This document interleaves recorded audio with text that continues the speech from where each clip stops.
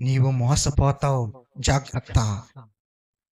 ఏది రమ్యమైనదో, ఏది ఖ్యాతి గలదో ఎంచుకోవాల్సింది నీవే ఎంచుకోవాలి.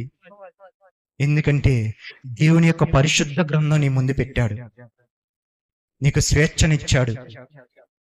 నీకు స్వేచ్ఛనిచ్చి పరిశుద్ధ గ్రంథం నీ ముందు పెట్టి, ఇదిగో నా మార్గం అని చూపించాడు. ఇదిగో అపవాది యొక్క మార్గం అని కూడా చూపించాడు. రెండు నీ కళ్ళ ముందు పెట్టాడు, ఒక పరిశుద్ధ గ్రంథంలో భద్రపరిచి. కానీ ఎంచుకోవాల్సింది నీవే. ఆ స్వేచ్ఛ నీకు ఇచ్చాడు, ఎందుకంటే నిన్ను ప్రేమించాడు. కూడా కొడుకుల్ని బిడ్డల్ని పండించాలనుకోడు, ప్రేమిస్తాడు. ప్రేమించినప్పుడు స్వేచ్ఛ ఇస్తాడు.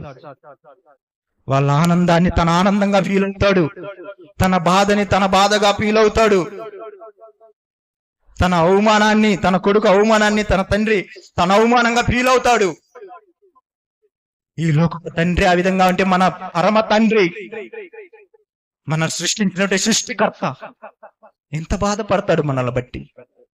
అయ్యో, నా బిడ్డలు ఇంత భక్తిహీనంగా ఉన్నారా, వీరి ఆలోచన ఇంత మోసకరముగా ఉన్నాయా, పక్కన వారిని పడద్రోసే విధంగా ఉన్నాయా వీరి మాటలు, అవమానకరంగా మాట్లాడుచున్నాయే ఈ పెదవులు అని ఎంత తగ్గిస్తాడు.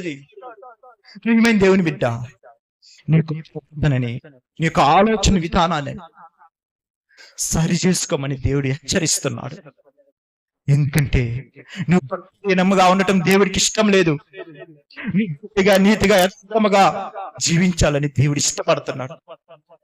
కాబట్టి నీ వికైనా నీ యొక్క భక్తిహీనతను తొలగించుకొని భక్తిగా జీవించుటకు